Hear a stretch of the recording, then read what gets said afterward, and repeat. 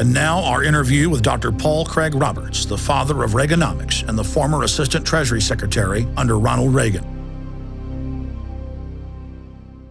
I'm Paul Craig Roberts. I'm a former Assistant Secretary of the United States Treasury for Economic Policy. I was an associate editor of the Wall Street Journal, a columnist for Business Week and Scripps Howard News Service. I'm currently a columnist for Creators Syndicate in Los Angeles. I'm an academic. I've held positions at Stanford University, Georgetown University, and other places. The most important issues of our time, as I see it, are the loss of the American middle class. Their jobs have been offshored, and the remaining jobs are being filled with foreigners brought in on work visas, so that we are dismantling the ladders of upward mobility that made the United States an opportunity society and that made differences in income distribution acceptable. Another great problem is that we have lost the law, and by that I mean the law that protects the innocent from the power of government, the law that is a shield of the people instead of a weapon in the hands of the state. And when you lose the law, you lose your civil liberties. And that means you have lost the Constitution. And another serious problem that we are suffering is the collection of power in the executive branch to the exclusion of the legislative and judicial branch. And so we are seeing grow up before our eyes dictatorial powers in the executive branch of the government. So these three are very serious problems for the United States. They threaten its political stability and the viability of the society itself. The Tyranny of Good Intentions was titled by me, How the Law Was Lost. And the book is about the destruction of the rights of Englishmen, which we know as the Bill of Rights, the legal principles that protect the innocent, that serve as a shield.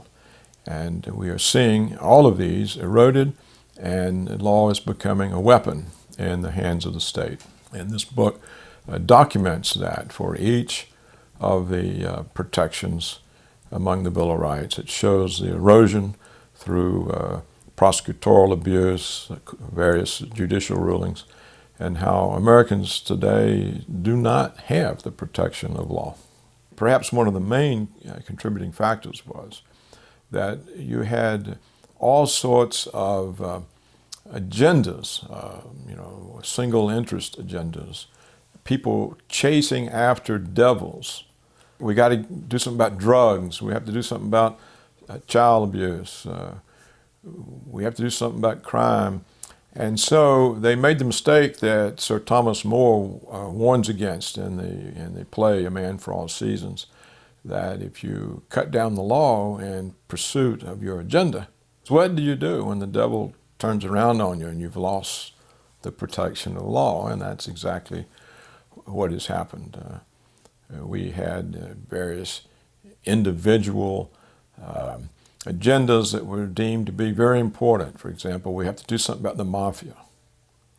We have to do something about drugs, and so on and so on. And so each one of these agendas, by pursuing it, eroded protective features in the law, and so the law was lost. The rising police state is already a product of losing the law, or the protective features of the law. That automatically gives you a police state. And in addition, we've had all the fear engendered by 9/11. And this fear was used for an even heavier assault on the Bill of Rights, the assault on habeas corpus, which prevented indefinite detention without charges. We've lost that right. All the due process rights, all the procedural rights that make it possible to enforce civil liberties. You can tell somebody they have a right, but if you take away the procedural mechanisms by which that right's enforced, they don't have the right.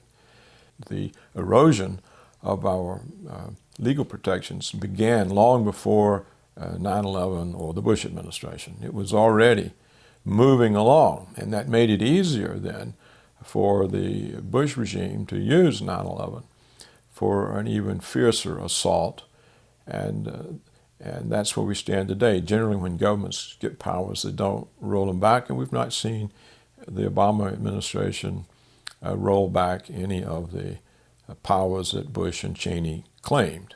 I can remember when the police viewed themselves as the public servants and as protectors of the public. But in recent decades, the police have been militarized, and they now see the public as the enemy. And we see this in the enormous number of instances of police brutality toward people. Needless brutality. There'll be beatings, taser people for which there's no reason. And so, what does this mean? It means that, again, the police agencies of the state, the enforcement agencies, now view the public as an enemy, not as something that to which they are accountable. So it shows, again, the breakdown in accountability of executive agencies to the people. And of course, the police are now probably as dangerous to the public as criminals. And part of it, of course, was unleashed by the breakdown in the protective features of law. Because when for budget reasons, you need to solve a lot of crimes or pull in a lot of people. They start planting drugs on people. The wide range of police crimes grew so that they could have more and more success in convicting people. So it's now something that's turned against the people, and perhaps is on the verge of doing so in a big way. If there's some sort of social breakdown, the police will probably be a danger to the public rather than a protector. The Posse Comitatus Act was to be sure that we were never oppressed by the military forces of our own government. And if you see that breaking down, then it tells you that the government somehow feels illegitimate, or it feels it doesn't have the support of people, or that it may be in a position in which it doesn't have support of the people, and therefore it would have to rely on coercion. In other words, the government doesn't regard itself as answerable to the people. That's the only reason to erode Posse Comitatus. It means that the government is beginning to think of itself as separate from the people, with its own agenda, different from the people's, and it's a realization that at some point they may have to rely on coercion in order to rule. So that shows again that the separation between the people and the government. It's not a democratic. It's not an indication of democracy or self-rule. It's an indication of government becoming independent of people, as it has been in most countries over most of recorded time. The government is one thing and the people are another. And we see that creeping back in the United States. In a gun club in which I'm a member, where we shoot at paper targets, the police are allowed to use it as a courtesy, and the local county police, and then others are allowed as well. And on some days there'll be 25, 35, 40 squad cars and scores of officers, and they're heavily armed. And it sounds like a war. I mean, they must shoot up thousands and thousands of dollars of ammunition. And I've gone there, and they've been there, for example, like 3 days in a row, just blasting away the same county even. And I stopped once and I asked myself, what are you doing? You practicing for some kind of competition. You know, you've got some big tournament coming up, and they said, "Oh no, we're practicing to win the shootout." And the shootout, and it was a small mountain type town area. And I said, "There? Who are you going to have a shootout with?" And he said, "Them terrorists. Well, who are the terrorists? There'd clearly never be any in that locale. And I think they're just preparing to put down any kind of public opposition or protest that might arise. And I think that's the reason the police are being militarized. They now are equipped by the Department of Defense with military weapons. Some jurisdictions apparently even have helicopter gunships and tanks, and they've got rocket-propelled grenades, and it's an amazing array of weapons for police, which are essentially supposed to be an investigative force to solve crimes and make a case against whoever committed a crime and present it to the prosecutor. That's what the police are supposed to do. But they're becoming like an occupation force. And they're undergoing military training with military weapons. This is an enormous departure from the role of police in the United States or in any democracy. What we can say about the G20 is that it showed two things. One, that the rest of the world is losing faith in the dollar as reserve currency, because this was what was on the minds of most of the people there. Whatever the agenda was, the real agenda on everyone's mind was the dollar.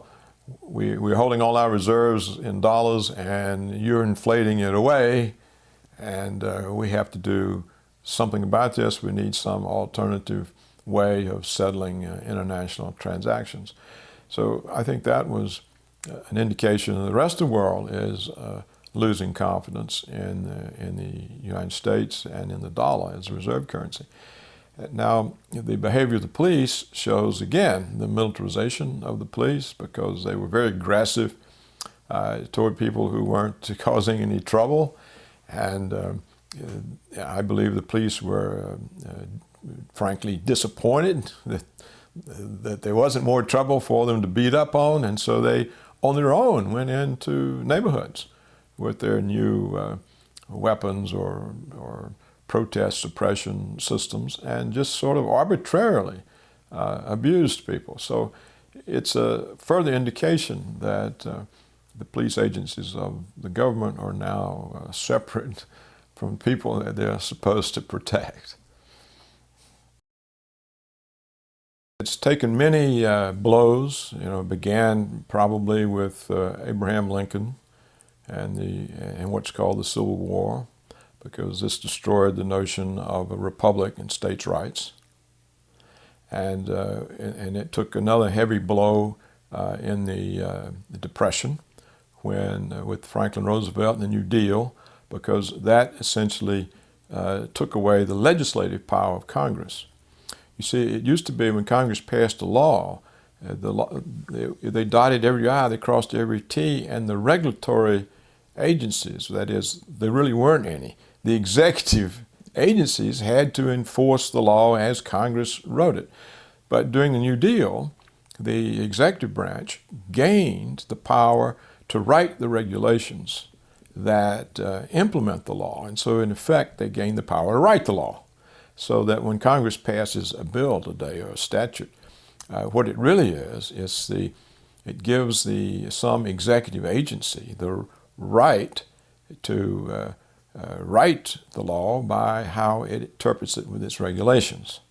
So Congress has lost essentially its legislative power back in the New Deal. And then what we've seen recently with the Bush regime is how Congress just acquiesced time and again into executive claims that it was the superior branch of government, and that Congress was there, but it wasn't really on an equal basis, and that the power of the president exceeded that of the power of the Congress and of the judiciary, so that you had an executive making claims that they were above the law and not bound by the law.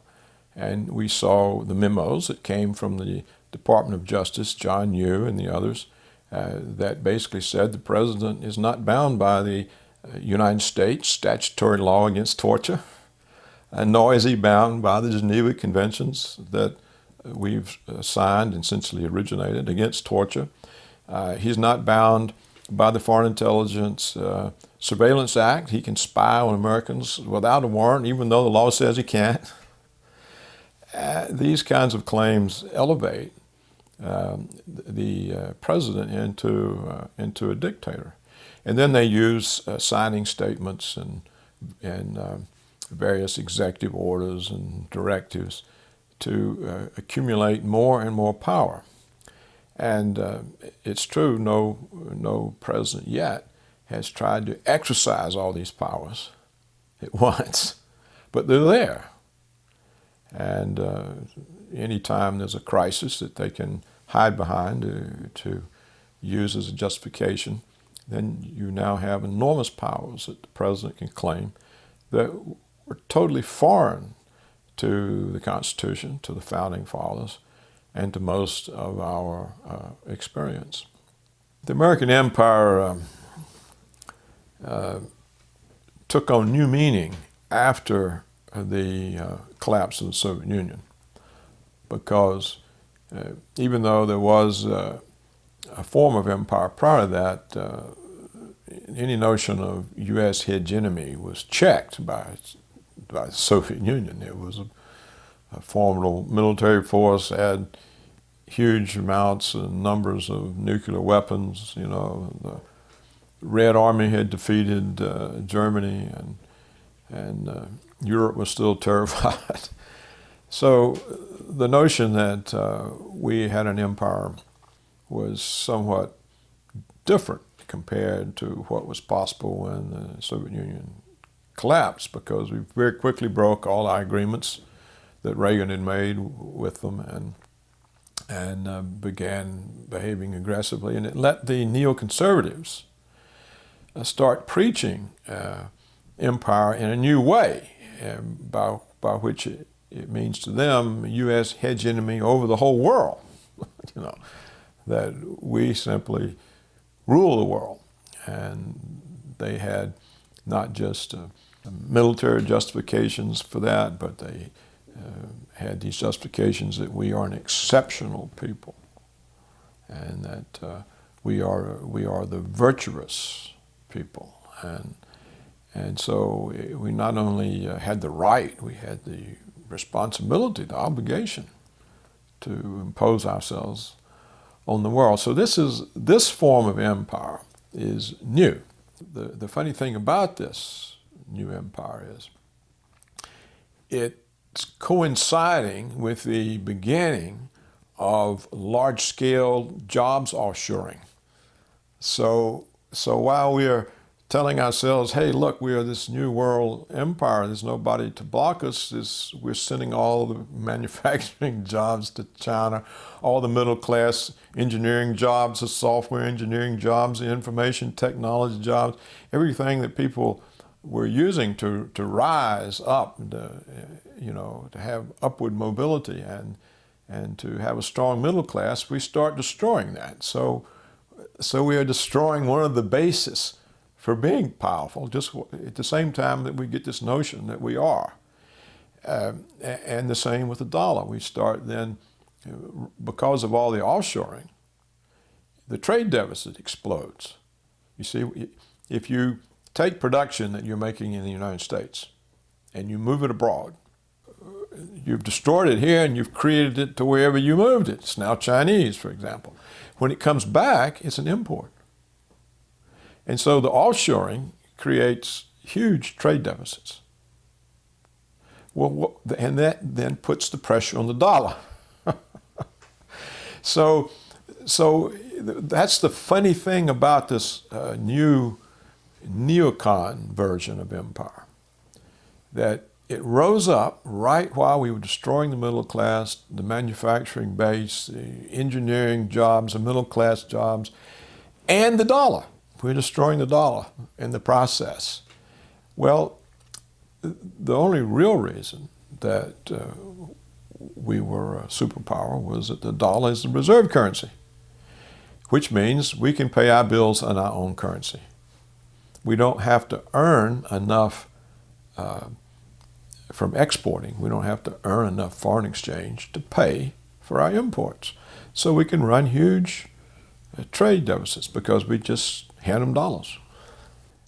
We have simultaneously expanded our military adventures, which are also very costly and have to be financed.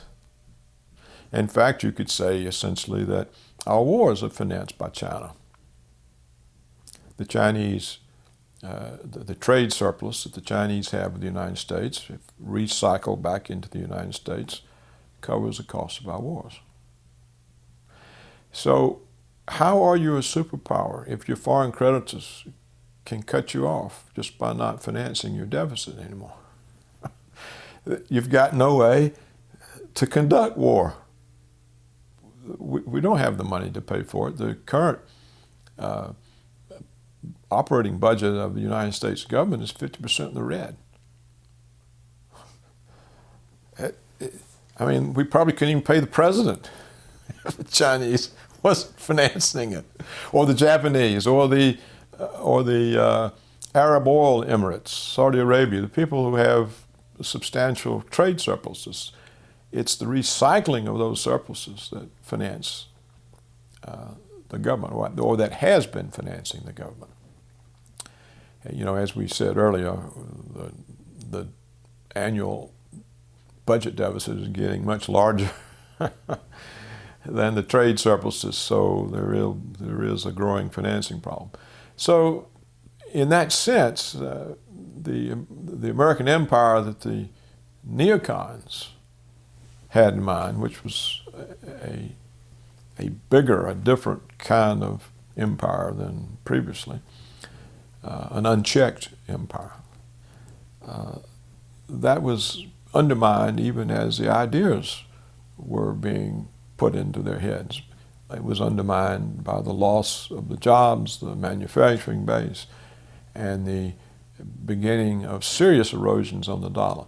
You know, on December the 3rd of 2009, I think it's the first time in history that 1 Swiss franc is now worth more than 1 US dollar. When I was a young man, there were 4.2 Swiss francs to the dollar. A number of years ago, I guess maybe 4 or 5 years ago, I predicted at a Brookings Institution conference in Washington that the United States would be a third world country in 20 years. And I think I'm sticking to that. Now, what could we possibly do? Here's a possible scenario to solve it. First of all, you would abolish the corporate income tax and not tax corporations on their profits. You would tax them according to where the value is added to their product. If they are producing abroad for American markets, and the value to their product is being added in China, for example, you would have a very high tax rate. But if they are producing in the United States and the value added to their product is in the United States, they'd have a low tax rate. That might offset the huge labor cost advantage of jobs offshoring, and may bring them back while there's still enough knowledge here to do the job. Ralph Gomory has made that proposal, and I support it. And the other thing you would have to do is you would have to save the dollar as reserve currency. And so how can they save the dollar as reserve currency? What they would have to do is get both the trade and the budget deficits under control. How could they get the budget deficit under control? Well, obviously they'd have to stop the wars. They'd have to bring back everybody from the 700 military bases. They would have to slash the military budget. We don't need a military budget that's as large as the rest of the world put together. We have vast oceans on our east, on our west. We have puppet states on our north and our south. There's nobody can invade us. It can't happen. You know, the Canadians are an American puppet state. The Mexicans are an American puppet state. You couldn't possibly bring an invading army across the Atlantic or the Pacific. It's just not. So we don't have that huge budget for defense. We have it for hegemony. And we can't afford the hegemony. It's costing us our reserve currency status. So we could get that under control. And the very fact that we change the form of taxation in order to stop offshoring, and then we cut the defense budget, this would show people in the rest of the world that, hey, they are getting their act in place. They're going to save the dollar. Oh, wow, isn't that great? We don't have to worry about it anymore, because they don't really know what to do. It's not like there's another powerful country there that wants their currency to be the reserve currency. They don't really know what to do. So if we showed sense and intelligence, and that we were taking definite steps to get both the trade and budget deficit under control, then the world, I think, would continue supporting the dollar and give us time. It would take years, of course, and give us time to get our act back into balance. You'd have to get the budget back into balance, and you'd have to get the trade balance back into balance. And instead of getting the budget deficit under control, we've blown it up by 4 times. It's 4 times greater this year than last year. Instead of dealing with the wars and saying, hey, what are we doing this for? We're expanding it. We're putting more troops into Afghanistan. We're putting more pressure on Iran. So we're sending the signals that we're going to continue the extravagance that has put the dollar under so much pressure and made it decline in value, even against the Botswana pula.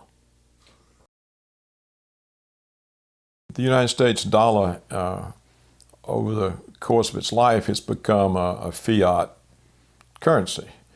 It didn't start out that way. It started out backed by gold and to some extent in different times by silver. And it therefore was commodity money. It actually could be redeemed in precious metals. Americans could still exchange paper currency for gold and silver in the early part of the 1930s, until President Roosevelt made them turn in the gold.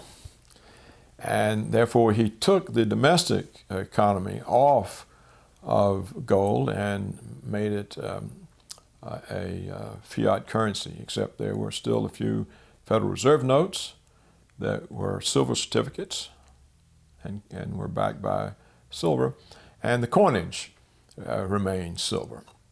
As the fiat part of the currency expanded, it put pressure on the ability to maintain a silver coinage, and they got rid of that in 1968. And so that was the last of our silver coinage. They also got rid of the silver certificates that were Federal Reserve notes. And then in the early 70s, Nixon ended any gold connection to the dollar in international transactions. So between the early 30s and the early 70s, foreigners still had the right to exchange paper dollars for gold. And that was the basis on which the dollar became reserve currency, taking the place of the British pound after World War II. But as the supply of paper dollars grew and grew, the rest of the world began to see that they couldn't be converted into gold. And when the French made an effort to convert their holdings of dollars into gold and asked the United States government to take the dollars back and give them the gold equivalent, Nixon closed the gold window. And so since the early 70s, there's been no connection between the currency of the United States and precious metals. We still had a copper penny. The penny was still a commodity money, and that ended in the early years of the Reagan administration. I can still remember the Treasury meeting when they said they were going to take the copper out of the penny, and I protested and I said, well, you mean we can't even have an honest penny? What kind of country have we become? This is the situation today. It's a paper that can be printed endlessly. And yet there has been a certain amount of discipline. They have not really run the presses because they've been able to finance their budget deficits through issuing bonds, and people buy the bonds. And when the American saving rate evaporated, the trading partners of the United States, who had large trade surpluses with the United States, used their trade surpluses to buy the Treasury's bonds. And so the money that we would pay out to them for imports would recycle and then come back and finance the government's budget. So we haven't really had to print money on the level of a banana republic in order to finance the current operating expenditures of the government until recently. It's coming upon us because the fiscal year deficit in 2009 is 4 times larger than the fiscal deficit of 2008. And it's much larger than the trade surpluses of our trading partners. And therefore, there's not enough dollars to recycle to finance the deficit. And the same thing is occurring in 2010. The deficit, again, is huge.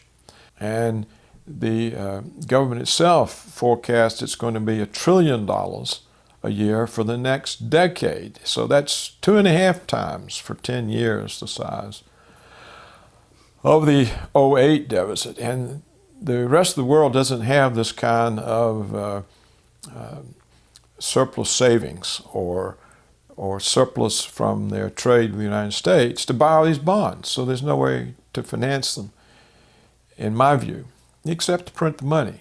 One exception would be another decline in the stock market. If the stock market busts again, which it's likely to do, then people fleeing for safety will buy the bonds because that's traditional. I mean, it's habit. It's the way people behave. When they get scared of in stocks, they run and get into government bonds, and they still think the Treasury is a safe place to be. So that could finance a near-term deficit, but that'll only work once because, after the stock market crashes again, it's not likely to have a whole lot of people going back into it. So that's what we face. We face these very large deficits for which there's no obvious way of financing them except to create new money. And the way that happens is when the Treasury takes a bond, takes its new debt to auction.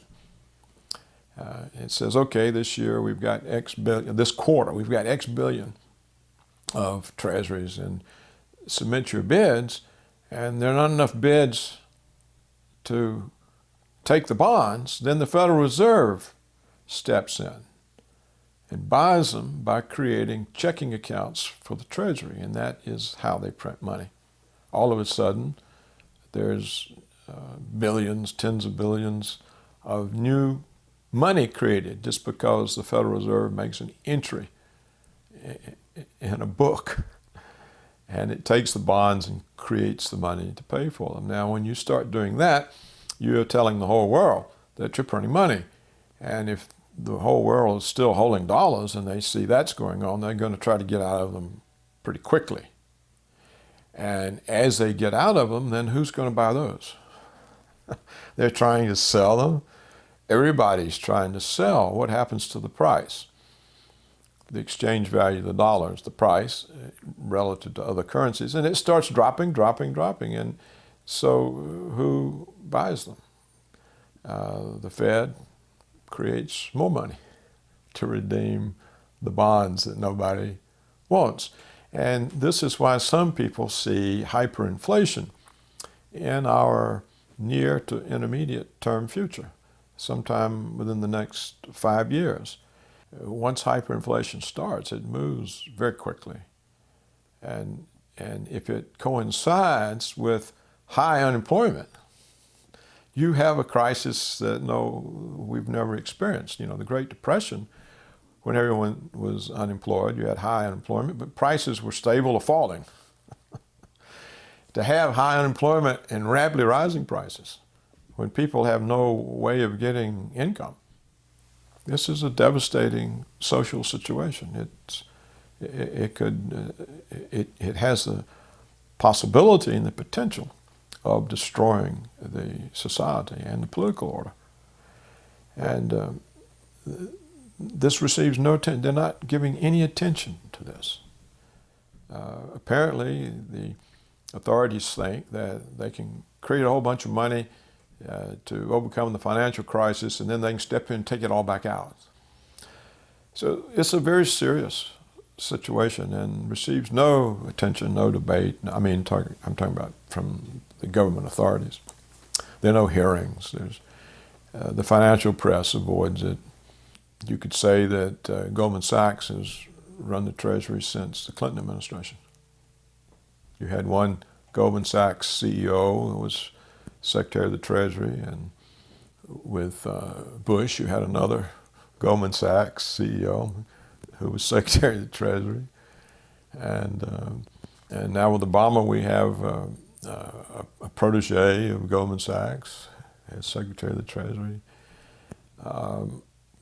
We have all the testimony about how Goldman Sachs convinced the Securities and Exchange Commission not to require the investment banks to have reserves so that their leverage could just go up and up and up. And so you could say, who's running the policy? Or interests whose short-term interest is enriched at the expense of the long-term interest of the country. Now, whether they know that or not, or whether their time horizon is just very short, that it's this year's bonus, and at all costs. And we're a superpower, and we're full of hubris, and everybody will bail us out and do what we want, and why do we have to worry about it? We're getting it now. It could be that sort of a mentality, you know. I don't know. When was it that the Romans realized that they were finished? You know? When, along the long decline that they went through, did it finally, or did they think the whole time it's just some kind of setback? We're the world's power. We're the world's superpower. Nobody can field an army like ours or supply it, or they don't have administrative systems. These barbarians can't even maintain a siege on a city because they have no supply apparatus. And they're similar to the kinds of things you hear people say about the United States, why, you know, we don't have to worry because we're the top dog and blah, blah, blah. So it could just keep people blind. Hubris can blind you. When I sit and think about it and I say, well, you know, when we were there, could anything like this have happened? And you say no. But again, you know, Reagan was way back. Things change. The United States had a large middle class, and it was possible in the United States for people to rise up and And that's how the middle class grew. And it was based on good manufacturing jobs, which were high productivity jobs because of the technology and capital with which Americans worked. So they produced a lot, so you could pay them a lot.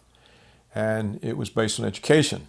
And we have all these huge numbers of colleges and universities and a very large percentage of people who went through university.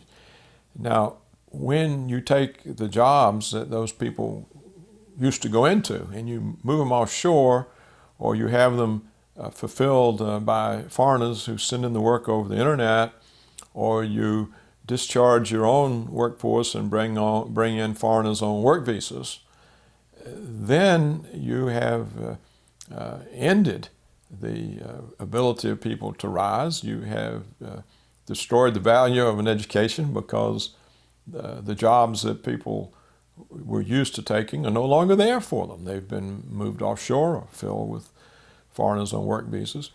And so you undermine the strength of your own society, and that's what we've done. Now, why did this happen? It's a result of two things. One, the collapse of world socialism.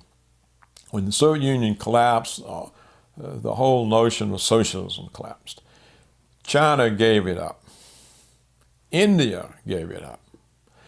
So suddenly, the vast underutilized populations in India and China were available to American capital or any first world capital. Previously, an American company couldn't go into China and produce for the American market. The Chinese wouldn't hear about it, and you couldn't do it in India either. This opened up the extreme numbers of Indians and Chinese to work for American firms. And American firms said, hey, look, if we move from Illinois or Michigan or wherever to China, we can hire labor at a tiny fraction of the cost. Plus, we don't have other problems. There's less regulation. The government's not on our back all the time, the unions and blah, blah. So the collapse of world socialism was important. The second thing that was important was the rise of the high-speed internet. Because the high-speed internet lets intellectual work, lets engineering work, software work, design work, even radiology.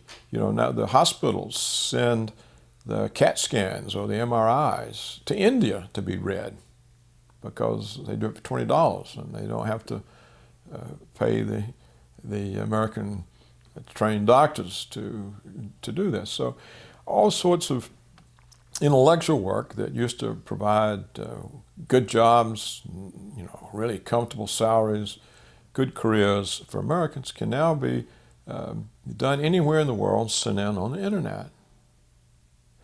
And then the remaining jobs that are still here, the corporations have learned they can bring people in on work visas and supplant their own workforce. And they don't have any obligations to these people on work visas. They don't have any pension obligations. They don't have any career obligations. And so it's a way to greatly increase the profits of firms by minimizing labor costs. So that's what made it possible. Now, what pushed for it? Well, Wall Street. Wall Street pushed the firms to enhance shareholder value, that is, to drive up the share price. And you drive up the share price by driving up profits, and you drive up profits by driving down labor costs. And so the pressure from Wall Street on firms and also from takeovers. There are all sorts of shareholder activists who would descend on a firm and say, we can run this firm better than the current management. We're going to vote for us. Take us, make us the management, get rid of the old management. We're going to do better. It's another reason for them to move their production offshore, because profits go up. And then you had Congress, which in its great unwisdom passed a law that that an executive of a corporation, their pay, their salary was capped at $1 million a year. And if you paid them more than that, it could not be treated as a business expense and deducted from profits, unless it was performance-based. And performance-based, again, means did profits go up? So the whole system then gave the incentive to the managers to move as much offshore as possible. And once it started, of course, Walmart then told all of its suppliers, meet the Chinese price. These are the things that it destroyed the prospects for the middle class. And of course, by taking away the value of an education, sooner or later people are going to realize, what am I paying all these tens of thousands of dollars for an education when I get a job as a waitress or a bartender or a temp or a hospital orderly, or this doesn't make sense. How am I going to pay off these student loans? What is going on? So at some point, when this realization hits, the universities won't have any clients because you can't get anywhere. There are all sorts of software engineers, and they come out, they get graduated, and there's no jobs. There's nowhere for them to work because the jobs are offshored or they're filled, and the work comes in on the internet. This is a very serious thing. How do you save the middle class when the jobs that they occupied are dwindling? I think Pat Buchanan was right, that NAFTA and all that was simply a way for the large American companies to dump their American workforces and all the responsibilities that came with them, and to rely on foreigners. It also, of course, broke the unions. I mean, the unions are essentially wiped out because the industrial jobs are gone. So there were probably many motives of that sort behind it. And it shows the inability for government or leaders to, and even those who are serving their own interests, to realize what the unintended consequences are of what they're doing. See, in the end, all of this destroys the American market for the offshore goods, because when you lay off your workers and you make the goods with, say, Chinese, and you bring them back in here to sell them to people, well, the workers are laid off. Where they got any money? When you divorce a significant percentage of your population, if you divorce their incomes from the production of the goods and services that they consume, they can't buy them. The net effect, over the longer period of time of what these people have done, the corporations, the government, is to destroy the American consumer market. And this can get destroyed even faster if the dollar loses the reserve currency, because then its value declines even more dramatically against the other currencies, and so the import prices go way up. You see, we're always beating up on China. Why? You've got your currency undervalued. Raise the value of your currency. Well, is that what you want to tell somebody, that you're heavily dependent on imports from China? Push up your prices. You see, there'll come a time when Americans walk into Walmart and they think they've walked into Neiman Marcus. You see what I'm saying? The minute the dollar declines to the Chinese currency, wow, prices are going to rise. People don't have incomes already. How are they going to pay these prices? So just the complete absurdity of the whole thing. I mean, it's really an absurd situation that we have gotten in, and it shows a complete failure of leadership, politically, intellectually, business-wise. And the people themselves, they don't pay any attention. Who knows about this? It's the laid off people who know about it. The ones who are laid off. Everybody else is somewhere else. How bad can it get? It can get worse. And it will get worse. And it's also the reason why the traditional stimulus programs to deal with unemployment don't work. You see, in the post-World War II period, recessions were generally engineered by the Federal Reserve in order to cool down labor demands for higher wages, and because they thought that was inflationary, and they would, anytime the economy got booming, they'd just turn off the money, cause a recession, let things cool down, then they'd start the money back and things would pick back up. Well, the jobs were still there, so the factories could call the workers back to work. But the jobs aren't there anymore. So to say, hey, here's easy credit, look, we've got historically low interest rates. We've got historically high budget deficits. Both of these things are considered to be major stimuli to the economy. And yet nothing's happening. Nothing is happening. And why? Because the jobs aren't there.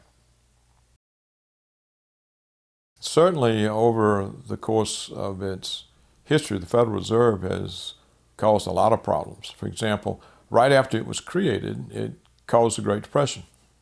It didn't do it on purpose, but it failed in its responsibility to be the lender of last resort to the banks. And when the banks were failing because of runs on the banks and the inability to call in loans fast enough to pay off depositors, it was a responsibility of the Federal Reserve to get up carloads of cash and rush over to the bank and deliver it so they could pay off the customers and stop the runs. And as the banks failed, the money supply shrank. You know, every time a bank failed, in those days, there was no FDIC, no guaranteed deposits. So when a bank failed, the money supply shrank by the amount of the deposits in the bank. So there were a lot of bank failures, so the money supply was shrinking. And the Federal Reserve did take expansionary actions. They just never took them enough to offset the shrinkage. They misjudged, or they didn't know what they were doing, or something. But the net effect was the supply money shrank. You know, by 25%, by a third. Well, if the supply of money shrinks, you can't maintain the same level of purchases and employment. And so when you shrink the supply of money, you shrink sales, you shrink employment, you get unemployment, you get falling gross national product. And that's what happened. And the entire decade of the 30s was troubles, serious troubles for people whose whole lives were disrupted. And it was because the Fed failed to do what it was established for. Now, so either this means that there's not enough competence to go with the power, or there's not enough accountability to be sure that they're doing the right thing.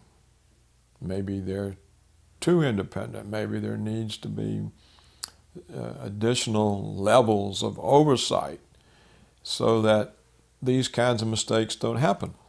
And since the end of World War II, we've had the opposite problem. Instead of shrinking the money supply, they've let it grow too fast. And so we've had inflation. There's enormous inflation over my lifetime. Enormous. And that means the Federal Reserve is conducting policy inappropriately. They weren't established to create inflation. You see, if you've got 3, 4, 5, 6% inflation year after year after year. It compounds. And the value of the dollars ends up worthless. You can be very critical of the Fed. You can say it's done far more harm than good. The reason they made it independent was they didn't trust the government not to manipulate it. But you can't trust the government, that's for sure, but you can't trust anybody with unaccountable power. So you have the same problem. And I think what it really comes down to is anytime you have unaccountable power, then you have a greater range for misbehavior, a greater range for mistakes that go unrecognized and uncorrected. And this is a cost for the system. And it becomes an even greater cost if the currency is a fiat currency that itself is not limited by some amount of precious metal, gold or silver, or limited in some way. When the currency becomes essentially unlimited by anything except the need to print it, it's clear the tremendous amount of bank reserves that they've created are not finding their way from the banks into an expansion of the money supply. It's simply they're sitting on the reserves. But if the Fed's creating money in another way, which is printing it so the government can pay its bills, then that money is sooner or later got to find its way into prices. And the more unemployment there is, the quicker it'll find its way into prices because there's less goods to absorb the money, so it drives them up. The Federal Reserve published in April of 2008 that the existing money supply, by which they meant currency in circulation and checking accounts, was 1.4 trillion. That was the money supply in spring of 2008. Now, the budget deficit in 2009, a year later, is 1.4 trillion. If they had to print 1.4 trillion to pay that deficit, the money supply would have doubled in 1 year, right? Next year, they say the deficit is going to be 1.4 trillion. If they had to print the money in 2010 to cover the budget deficit, the money supply would have tripled in 2 years. If something like this happens, that they have to print these huge sums of money, the inflation is going to start up. And look at the enormous reserves in the banking system that are there to be drawn on to fuel the inflation. Once prices start rising, then if real estate prices go up, then people's homes are out of trouble. That's one way to get rid of the real estate crisis, is to inflate away the value of the mortgage debt. Once that starts, the banks will be lending everywhere.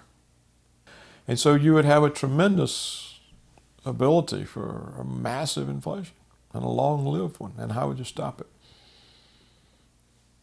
The only way these things have ever been stopped is they just say, okay, that currency no longer exists. We're creating a new one. One new dollar is equal to 100 trillion old dollars. These are all implications of what is going on. And when the implications of what you're doing are so dire, you should stop. But we don't. We don't stop. The Afghan war, at a minimum, it's just in out-of-pocket expenses, it's $100 billion a year.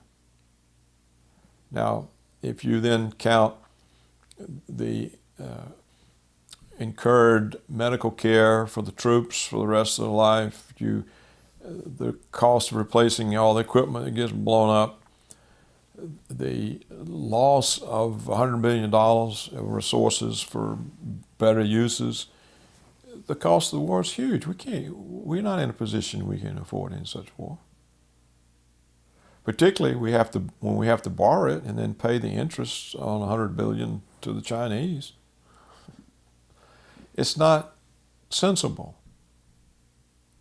And the things that we do are not sensible. I can't think of anything that the United States government does that's sensible. I can't think of any policy that's working. Remember, lovers of liberty, these video interviews have all been exclusive, and they're going to be archived at prisonplanet.tv. Please download them, burn them to disk, and give them to everyone you know. Upload them to YouTube. This information is vital not just to our free republic, but to the future of free humanity.